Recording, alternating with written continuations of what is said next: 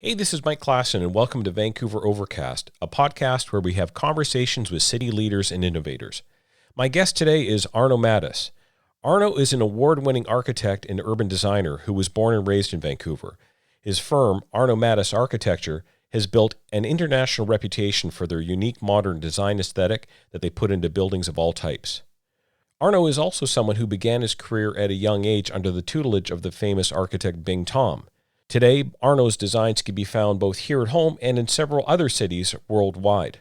Matis's striking design for a new hotel will appear along Vancouver's busy Broadway corridor in time for expanding rapid transit service. If the city of Vancouver is ever singled out someday for its beautiful and unique architecture, it will be because of people like Arno Matis. And now, it's time for Vancouver Overcast.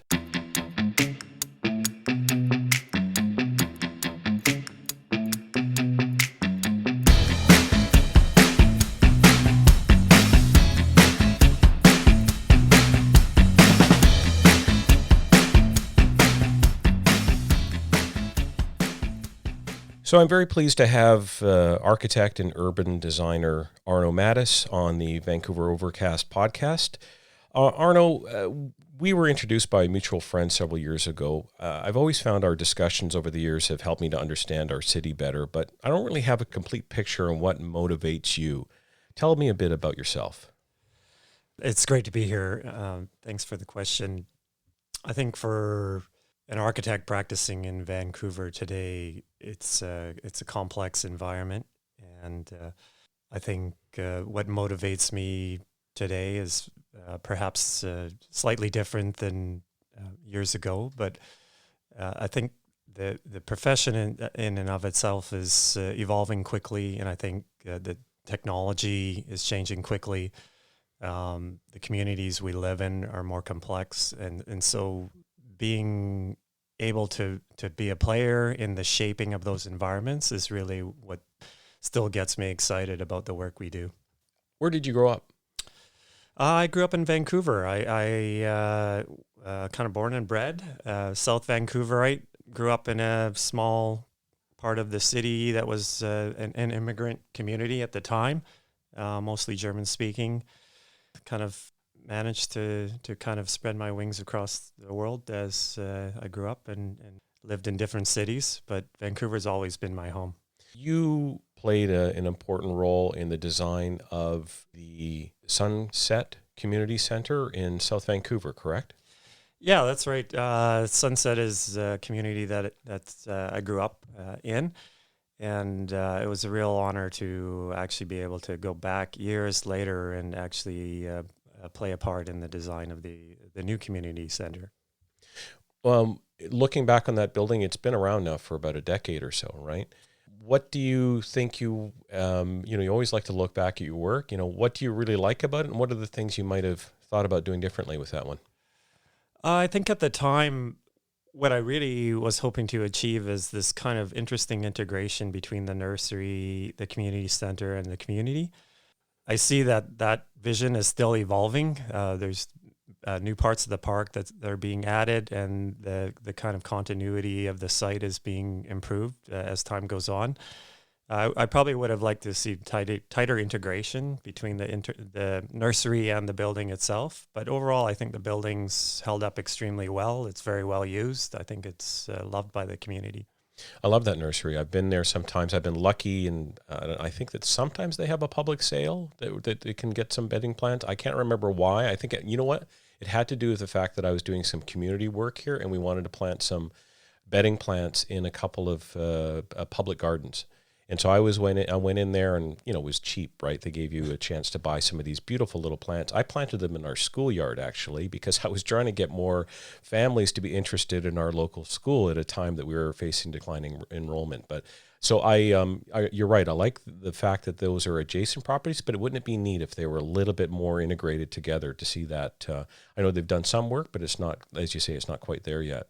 Yeah, we had a chance to walk through there. And of course, as a kid, walking by this nursery with this giant hedge around it, was always this mysterious place. And I think when we were about to start the design on the new community center, we had a chance to really get to know the nursery and the people working there. And it just seemed like this incredible oasis, almost forgotten place within the community, and it was just a beautiful place to be with the plants, and it really became almost a source of inspiration. I think the community center design that you see today is quite organic and round and flowing. And I think a lot of that came from the kind of inspiration of the plants and the nursery itself. So you once served as a senior director with Bing Tom Architects.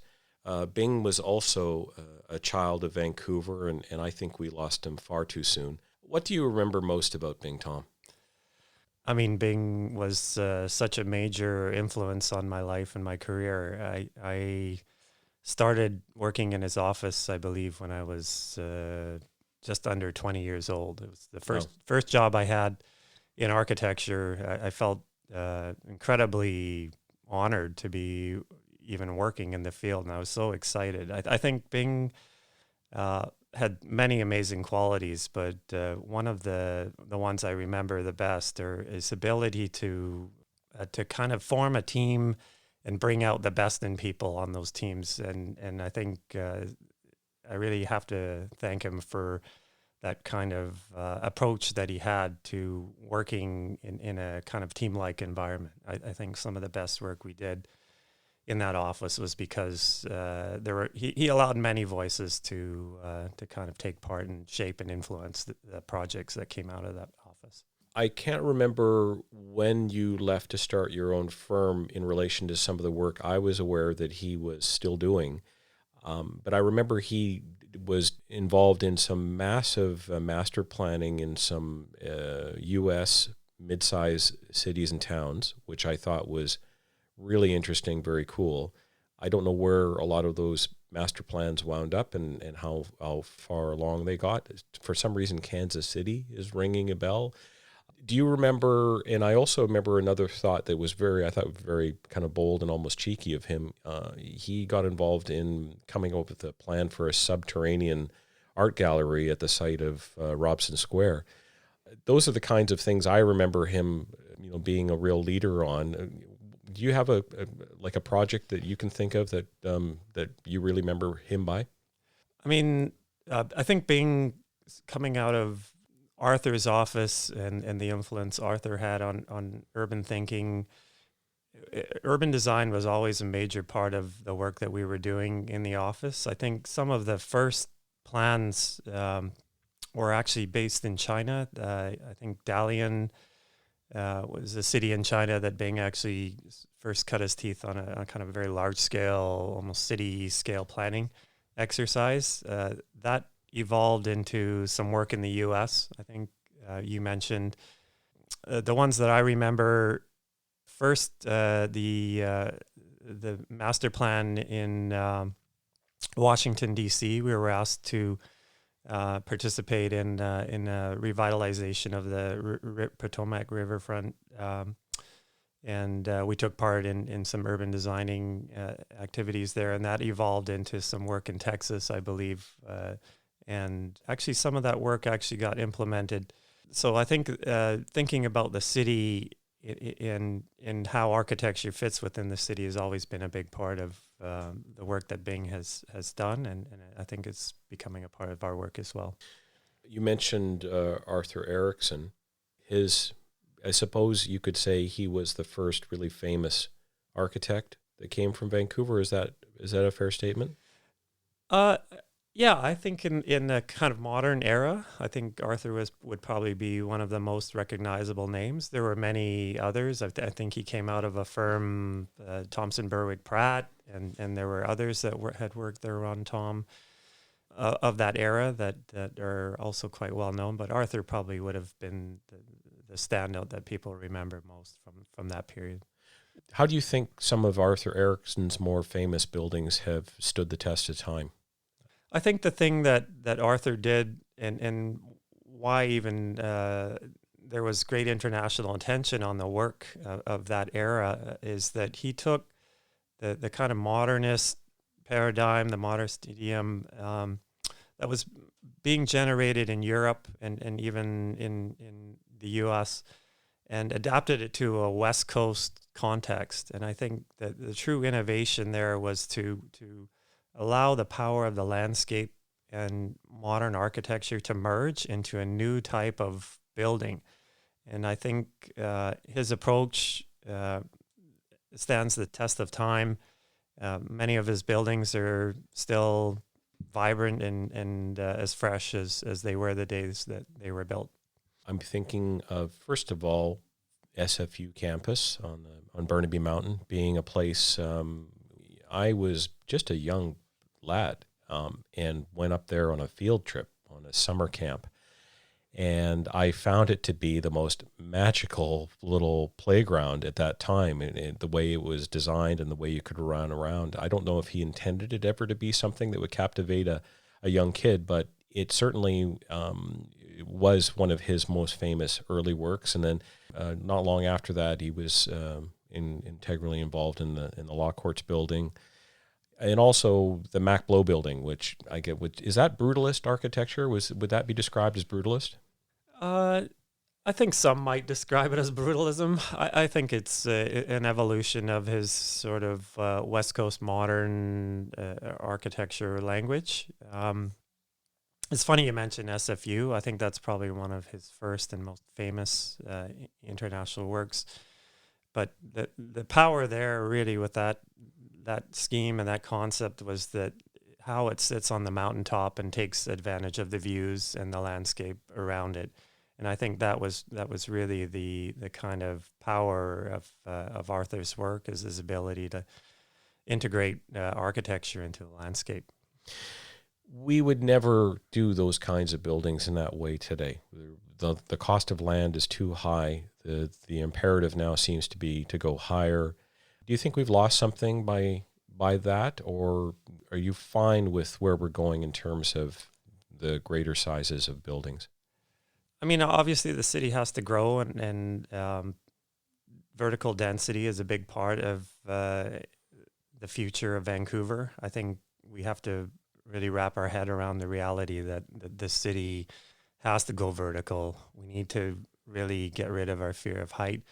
Have we lost anything? I think there was a sensitivity to environment, landscape, and materials that I see that hasn't evolved from that time, and it's in a way a shame that some of the thinking that came out of that era in terms of how we use light and space has sort of that kind of direction of innovation hasn't been kind of picked up on or expanded upon.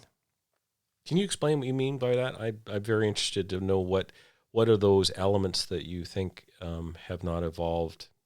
I think what's happening currently in architecture and a lot of design, there's this incredible focus on sustainability, which is great, but it's coming from often a lot of the drivers in the innovation is coming from places that aren't necessarily related to our immediate context. And I think what was so innovative and great about the work of that era when Arthur was doing some of his best work was that there was this really kind of intense thinking about the place that we live in, the climate, the context, and the culture, and how our buildings can seamlessly kind of integrate those things. And I think what's happening now is that we're being layered in ideas that don't necessarily originate from Vancouver or even the West Coast. Sometimes they're coming from Europe and other places, other climates that don't necessarily line up with our own. And I think they're resulting in buildings and architecture that may not necessarily respond as well to the climate and context that we have here. I want to talk a little bit more about the Vancouver context, because I think you've kind of taken us in that direction with your conversations. We're going to take a quick break, and we'll come right back with Arno Matis.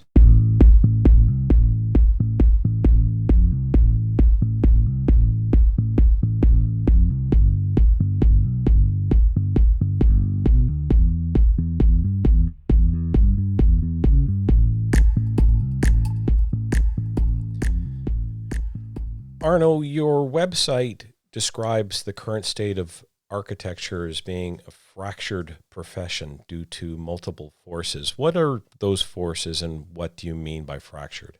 That's a big question. I'm not sure we can answer all of those issues today, but Well, by why don't fractured, we bring it back to Vancouver then? sure. Because you talked a lot, you touched upon the fact that some of the things that make Vancouver or distinct elements of our surroundings and our environment that make Vancouver architecture either have its own unique character to it were being overlooked. We're bringing in too many kind of hybrids from other parts of the world. So maybe, is that part of that fractured nature? Yeah, I think it's part of it. And I think the kind of regulatory environment that's evolved over the years has resulted in a kind of plethora of consultants that are needed to kind of produce the work and address the issues to a point where we're getting work that's not necessarily complete in the way that maybe architecture used to be, and integrated in a way that maybe it used to be years ago. There's many competing interests. As I mentioned, the regulatory environment is dramatically different. Planners, politicians, neighborhood groups, stakeholders, everyone's got an opinion on how the work could or should be formed. And I think it's creating additional challenges for designers these days. Let's talk about the Vancouver City Planning Commission, which we have a shared history with. You were a member of that committee for 4 years. I served 2 years as vice chair before that. It's intended to be a citizens' body of, in some cases, either experts in particular fields or lay members that bring in other kind of context from the community. You just talked about the fact that there's not a lot of agreement between neighborhoods and planners and regulators and urban designers. That almost feels like that would be an ideal place to try and get that kind of consensus. How do you think a citizens' body like that could help make urban architecture in Vancouver stronger? I sat on the commission for quite a number of years, and I think the ideas that evolved out of that commission was to try to improve the engagement with all the stakeholders that have a voice in our city and how it's built. I think what came out of that work probably wasn't as successful as it could be, because I think in Vancouver, as in many other places that we work in the world, it tends to be often the loudest voices that have the biggest and most impact, or the people that are just willing to put the time in, or have the time to be able to influence. And I think what needs to happen if a body like the Planning Commission wants to be improving its effectiveness is to actually engage the stakeholders of the future of the city. I think what's happened, and often in many of our meetings, we're looking at the past, constantly looking at what good things that happened in the city, and maybe perhaps not as forward-looking as we could be. And here, everyone's obsessed with stakeholder engagement, but what I see often at a lot of community meetings is that the folks that show up, the people that show up, are the ones that where this work that's going to be built 5, 10, 15, 20 years in the future will probably impact the least. And the ones that are going to be impacted the most aren't represented. And I think younger people need to have a voice, first of all, in the future of the city, but also different models of engagement need to occur in order for the kind of voices to emerge that are truly going to have an influence on where the city is going in the future. You say Arno Matis architecture is trying to respond to some of the fractured nature of architecture by responsive architecture, the term responsive. What do you mean by that? In our work, I think we try to look at holistically, in the broadest sense, all of the issues that could be addressed and have an influence on the design of a project. Can you give an example of a project and something about the context that would influence that? We're working on a project currently, which is a hotel on Broadway, which will probably be one of the first projects to be completed under the new Broadway plan. And probably the first hotel that I know that's been built for a while, yeah, too, right? Exactly. And it's on Laurel and Broadway, and it's immediately adjacent to the Vancouver General Hospital. Mm-hmm. It sits in a really interesting and an emerging community. It's the City Hall campus is nearby. Broadway will be changing dramatically. I think in that particular context, we engaged hospital staff. We talked to neighborhood occupants and people that are thinking about moving to the neighborhood. We're speaking to business folks. We really kind of cast a broad net on the engagement of that particular project to get as many and diverse voices involved as early as possible. I'm trying to think of what distinguishes that part of West Broadway. That area used to be where I would go to London Drugs for a long time. That was the big attraction. It was a retail. And now that we are seeing some more restaurants, coffee shops, of course, you've got medical offices. What do you think that the work that you're doing is going to help shape the future identity of that stretch of the city? Broadway has always been, growing up in the city, we all knew Broadway was this sort of nothing street, this high street that never was. Mm-hmm. I think a kind of revisioning of what that street can be. I mean, it's actually a massive employment center. It's our major east-west spine. It's the main street that holds our city together in the east-west direction. But I think what's going to what'll change is the kind of pedestrian access, the mixed use, the kind of intensity of uses that are going to occur along that street, given that our downtown core is nearly completely built out. It's really going to be our major growth center for probably the next 20 to 50 years. So we really are thinking about our project within that context. We're thinking about how we can bring nature back into the Broadway corridor. I think everyone that's lived in Vancouver knows that Broadway is not a street that's particularly green. No. It doesn't have a lot of parks. It's not it's not a place that, it's the place we go to do business, maybe go to healthcare, etc. But it's not a place to sort of stay, and there's not much to sort of keep us there. But I think in the future, bringing our natural environment back in, enhancing that is something that we're looking at quite seriously with the hotel. One of the things that we're looking at, because of our proximity to the hospital, is how we can respond in a healthy way. How do we create healthy buildings as opposed to just green or sustainable buildings, which that building will be as well. But I think looking at all of those elements and integrating them into one project, a green and not green necessarily in a sustainable way, but bringing the garden back into the project, making it a healthy and exciting place to be. What are the other things you can do to make a building more healthy? We're looking across the spectrum at materials and systems. Obviously, the direction that some of our green design is going, where we're really sealing up buildings to be airtight, it creates some challenging indoor environments, especially in Vancouver, where we have a lot of rain and humidity. So having a building that breathes, looking at materials, we're investigating the use of mass timber in a hybrid form on this particular project.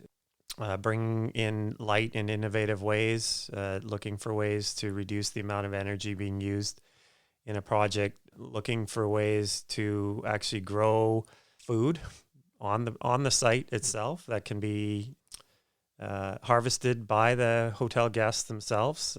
In this particular project, we have envisioned some longer term stay units as well as full service. So being able to access food that's grown on site is something that we're taking quite seriously. I'm going to say this is a complete throwing this out of left field, but one of the things that distinguishes that part of Broadway is that giant Bomac sign, which used to be, it was a car lot. If there was new and used vehicles that they sold off of that lot for a long time. So it was a blacktop, hard surface. The big sign somehow became a source of controversy. If you were asked to incorporate something like a Bomac sign into one of your designs, how would you try to approach it? Oh, I mean, I would probably say no. I mean, you wouldn't just walk away. Come on, you're the architect. Sometimes you just have to say no.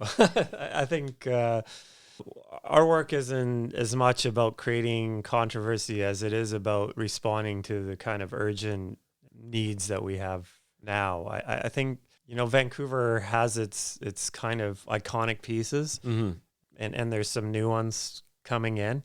And buildings, I believe buildings need to serve a purpose, but can also be iconic in the way that they serve that purpose, and not just like at the Bomac sign grabbing attention on the street, but other than that, not really serving much of a purpose. Have you built your iconic piece yet? Have you designed your iconic building yet? Or is that something we should expect at some later date?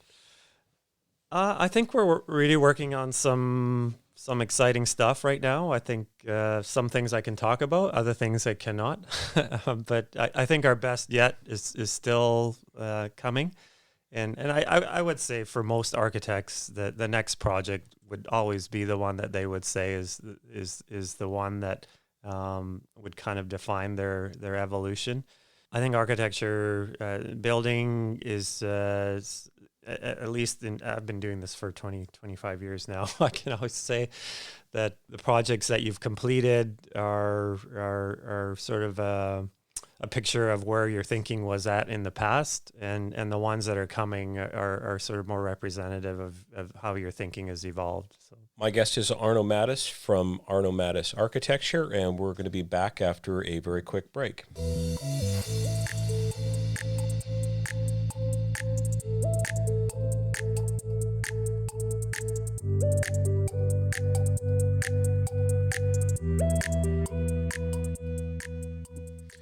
Arno, Vancouver's urban style has been given its own term, Vancouverism. I feel like that term needs to be updated. Do you agree? I agree 100%. I think we've been sort of riding on the success of the city, and this kind of term Vancouverism has been used to sort of market the success of the city internationally. But like the city, this term needs to evolve. And I think So for people who are listening, what is Vancouverism? I think, is it the podium tower style, or is it? Yeah, I think what happened in the 80s, late 80s in Vancouver was the kind of development of False Creek after Expo 86. And I think under Larry Beasley, I believe, our city planner at the time, developed a living first policy for the downtown core, parts of the downtown core, downtown south, and areas around False Creek. So what came out of this policy and some of the thinking about bringing residential down into the core was a kind of building form that had a podium with townhouses that faced the street. The idea was that these townhouses would activate the street. I don't think the street-oriented residential in the downtown core has really necessarily resulted in street activation, but what it did do is it brought a lot of residents back in and into the downtown core, which has allowed our downtown core to be really successful as a kind of 24/7 environment. That needs to change, however. I think some of the thinking that happened at the time and how the buildings evolved really needs to be looked at. I think there were aspects of Vancouverism that were very successful and perhaps others that need to be rethought and reshaped. What does Vancouverism of the next 10, 20 years possibly look like then? I think, as we said up front, I think the city needs to get vertical. I think there's no real other solution to our housing issues. I think we do want to live where all the services are, and that means density. And as Vancouverites, we just need to just kind of wrap our head around the reality that our buildings are going to get taller. They're going to be more mixed in terms of their uses. I think out of Vancouverism, there was some good mixed use typologies being developed, but I think the future for Vancouver will be even more mixed use. So you might see 3, 4, or 5 major uses within a single structure. You could have office, residential, retail, maybe medical, clinical, research facilities, educational facilities, all in within single buildings or campuses. Arno, what do you think are going to be the things that people are going to be looking for in urban design and in architecture next sort of coming decades? That's a really good question. I think what's happening now, not necessarily driven by the design professions even, but driven by tech, big tech. I'm thinking of Toronto and the Google Sidewalk Labs project. Mm-hmm. I think the next kind of evolution of where our cities, where design is heading, is that this idea of a completely integrated urban environment where living, working, playing, being entertained is almost seamless, and technology is going to be used to create that seamlessness, if you will, and that's going to create a complete rethinking of everything from how we move through cities, where we live within cities, what cities look like, how we shop, etc. I think we're just at this kind of early stage of a complete rethinking of our urban environment, and I think some of that you're seeing just starting to, and the discussions that are coming out of that, the privacy discussions, how do we deal with data that's being gathered in these kind of new urban environments. It's creating a rethinking, I think, of a scale that I think is we can't really. We're only seeing glimpses of the type of change that's coming, but it will be dramatic. And I think where architecture needs to go is to start thinking about that kind of environment, that kind of world, a world where everything is different than it is now. And we're just in those early stages of rethinking.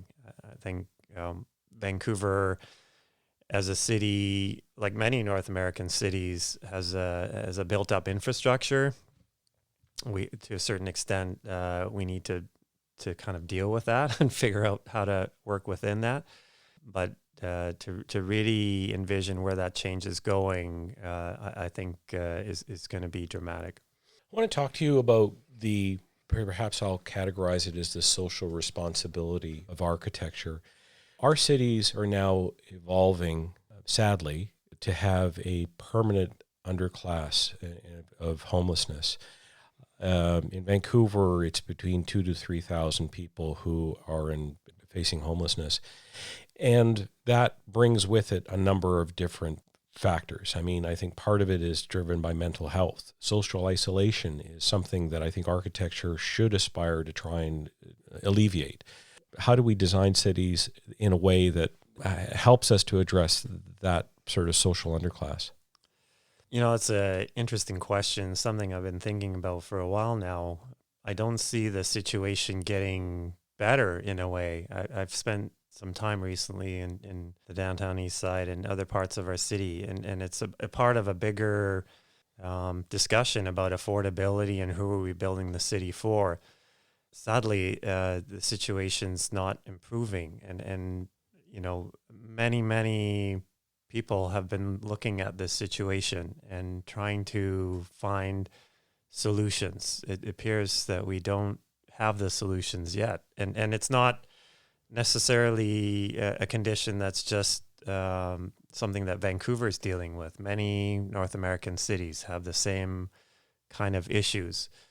I think the city has served its residents well for quite a few years, but in the last maybe 20, 30 years, things have been changing. And I think everyone deep down, even in their gut, are feeling that there's some dramatic change that needs to happen if we're really going to get serious about these issues and try to address these issues of homelessness and inclusivity, trying to make sure that the city really is for all of us.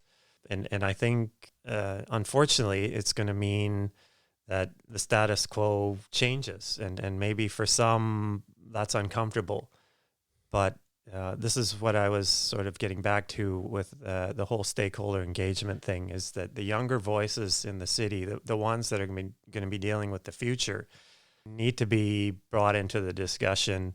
Perhaps some of the others that are sort of comfortable with the way things are right now need to sort of take their voices down a few notches and allow some fresh ideas to come to the surface and implement. I think the other thing is that, and I'm seeing this a lot in across the city, and not just Vancouver, but everywhere, this intensity of kind of review, discussion, study, planning, but no implementation. And I feel like we shouldn't be afraid. I mean, when previous generations have come here, they've implemented, they've done things, and they've made it happen.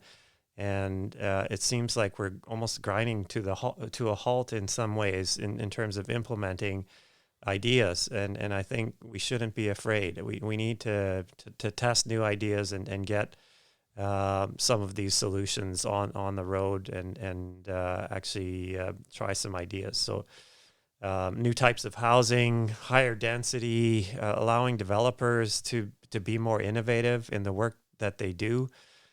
Soliciting ideas from design community rather than it all being a kind of top-down approach, which it seems that it has been for too long, might be the way forward.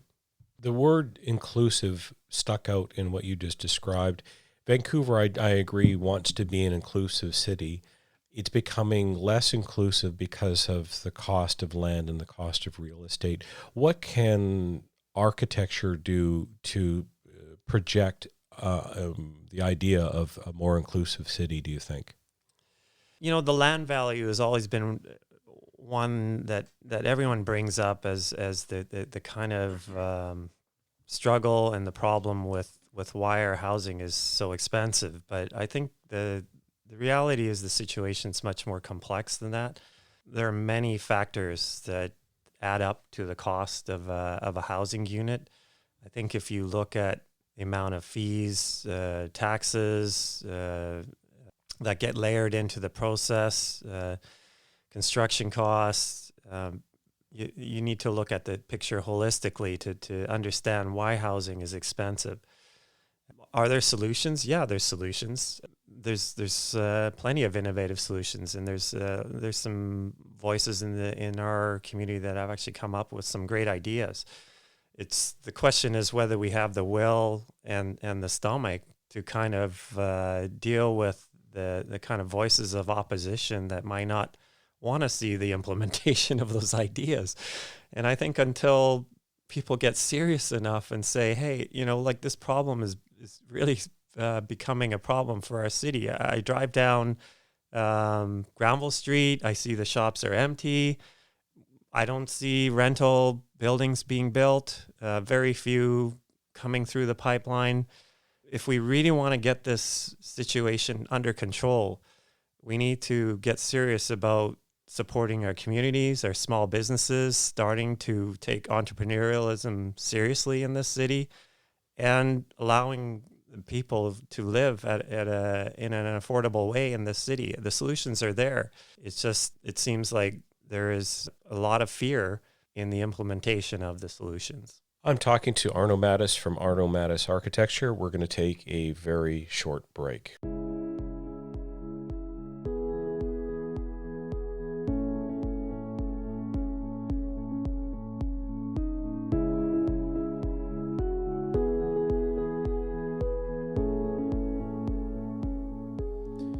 Arno, you and I spoke a couple of years ago about the Cambie Street corridor, which went through a significant change. It was a big rezoning.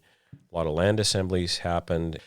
At the time, you felt like it was a missed opportunity. Now you actually have buildings on that corridor now that are either already built or about to be. What do you feel today about what's happening in that particular stretch of the city, which is, and we talked about iconic earlier on, it always was intended to be the kind of the grand via, the one kind of road that brought you into the heart of the city. So let's talk about Cambie. Sure.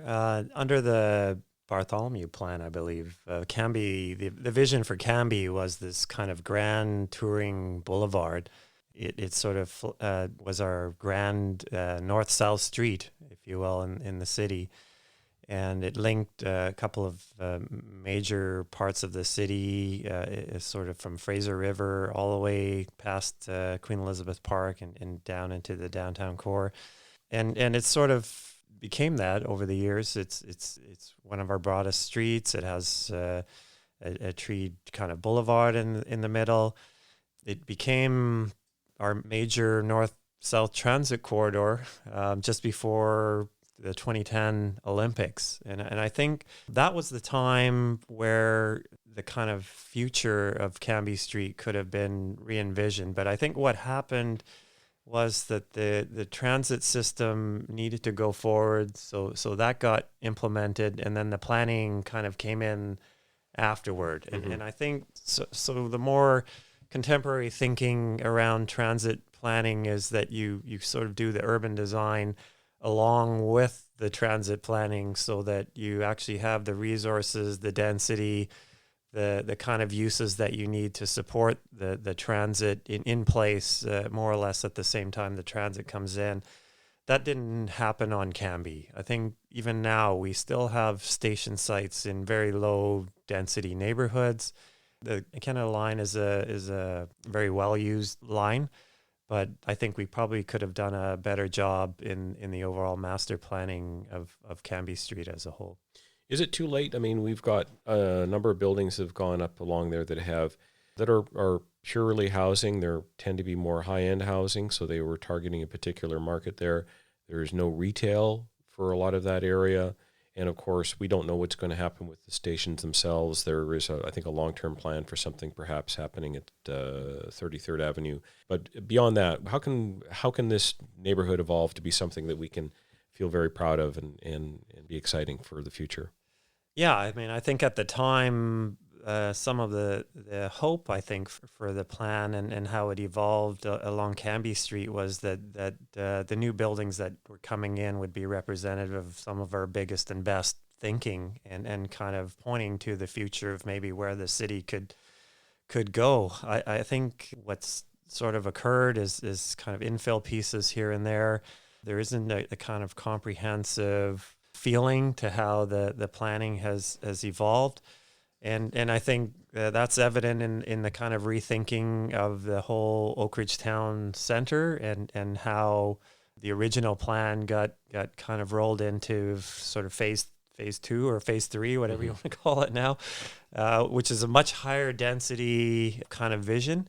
And I think had we had a chance to go back and look at that planning that was done after 2010, Cambie Street probably would be a higher density corridor. I think it probably would have had the inclusion of more mixed use and different types of housing rather than these buildings that got built in sort of the last 5 or 10 years, which are primarily sort of more luxury-oriented condominium projects. So I'm not sure if a rethinking of the rest of the corridor will occur, but we'll see how Oak Ridge Town Center evolves, and perhaps some of the experience there filters into other parts of Cambie Street. Have you heard about the city's plan to look at potentially for 4-story structures within some single-family zone neighborhoods? I've heard of it. I haven't read that much about it. I think it's an interesting idea. I mean, it's always this notion of soft density or a kind of a less imposing density that seems to be an appealing idea, as opposed to taller buildings, taller structures. I mean, Vancouver seems to be this one of the few contemporary cities in the world that has an allergy to height. So whatever we can sell to a community in terms of trying to fit more density in. But yeah, I think it's an interesting idea. I think whether or not it actually results in truly affordable housing and addresses the kind of affordability issue we have will remain to be seen. I think the townhouse typology that's sort of crept in areas along Oak Street and around Cambie, primarily at a price point that's out of reach for most Vancouverites, I would think, most working Vancouverites. There's a tall row house development that is on Commercial Street, which is right near where Commercial Drive turns into Victoria Drive. Are you familiar with that area? I wish more Vancouverites would go take a look at it, because I find it one of the most pleasing streets in Vancouver that has that additional density. And I don't know if they're actually stacked townhouses, which I know Michael Geller's talked a lot about. But the buildings are large enough to accommodate families, and it's a great little street. And that came from, it was really within and on the edges of a industrial zoned part of the city, which has been largely turned over to residential now, and it has a little bit of commercial still inside of it. Very appealing. I would love to see more of that kind of design and architecture in our city, and maybe that's how we get more people to become on side, is to get that real world example right in our communities and talk to some of the validators who probably have really embraced it. Yeah, we used to have projects that could come forward as demonstration projects. That policy was done away with a few years ago. Is that right? I'd love to. I've been out and spoken to demonstration projects in the past. There's one over on 33rd. It's about a 250-foot single-family lot that was there that has now got, I think, 28 or 30 townhouses on it, and it's integrated beautifully with that street. Yeah, absolutely, and I think allowing developers to innovate and come forward with projects such as the ones you just mentioned is absolutely critical to helping solve our problem. But from what I understand, the demonstration project policy was done away with a few years ago, and since then I haven't heard of any really truly innovative projects coming forward. And I think we have to experiment. I think it's absolutely critically important that we allow some of these new types of projects to move ahead. I'm not sure why they were stopped. I want to just close off by talking about Vancouver again. You told me a few years ago that you were receiving offers from abroad. You were given some enticing offers to go and work in other parts of the planet, and you decided that you were going to set up a business right here in Vancouver. Do you have any regrets about that, and what kinds of things have kind of made you want to stay here in Vancouver? And again, it goes back to that first question about what motivates you. A few years ago, we had an offer to set up a practice in Dubai, of all places. We decided to not pursue that opportunity and kind of stay true to our roots and here in Vancouver.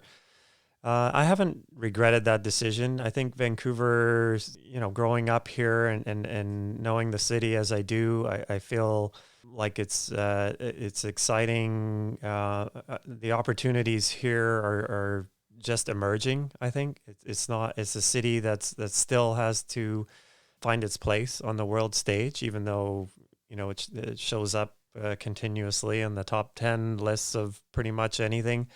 But I feel like it really hasn't come into its own yet. And I feel honored and proud to be a part of that evolution and in the part that we can play. So for me, staying here is our kind of primary office location is important. I mean, we're starting to do more work up and down the coast. In Los Angeles, we have some work there as well. And what I find is that a lot of the thinking that's coming out of the Vancouver experience translates extremely well to other cities in North America and even around the world. So I'd like to stay here. I think Vancouver's in a very exciting place. What's your favorite thing about running your own architecture firm? Oh, that's a favorite thing. I guess to do some of the things that I can do, like an interview like this, where we get to start thinking about the future of our city. I think growing up and evolving through a career in architecture, I never imagined myself here in this place now. And having these incredible opportunities is just really exciting for me. Can Vancouver, with its urban design and architecture community, which I consider to be, it's a bit of a hackneyed term, but world class, is Vancouver going to earn a reputation for its fantastic urban design and architecture? I mean, I think it's a city that's been recognized for great urban design. Maybe not as much for architecture, but I think that will change. I think there's still a lot of room to grow. I mean, I think we tend to pat ourselves on the back a lot about the successes that Vancouver has had, and I think those are all well deserved. I think they're hard earned, and a lot of the work that's occurred has been great work. But I think we shouldn't mistake the successes of the past for successes of the future. I think the world is highly competitive. I think we have to work harder than ever. There's a lot of innovation happening in a lot of places. I think sometimes we get wrapped up in how great this city is and how innovative, how beautiful, and it sort of lets us think that we can sit back and relax at this point and not have to work as hard. I think there's innovation happening in urban design, architecture, city building across the planet. And in some ways, we're falling behind, I think. I don't feel that we're completely on top of our game. I feel like there's a lot of work to be done here. And, you know, to the extent that we can do some of that work, we'd be happy to do that. But I think Vancouver has an amazing future. It's evolving as a tech hub city. It's a world-class tourist destination. It's got some incredible talent in many industries and businesses, but we should keep focused on where we need to be going. And we still have a lot of issues to resolve here as well. Tell me where our listeners can find more about your work. We publish a newsletter from time to time. So if they log on our website and subscribe, we will be happy to update them. And what's your website address? ArnoMatisArchitecture.com. There you go, Arno. I'll put that in the show notes. Arno, it's been really great to talk to you today and hear your perspectives on what's going on with Vancouver urban design. Thanks very much. I look forward to having a future conversation as well. Mike.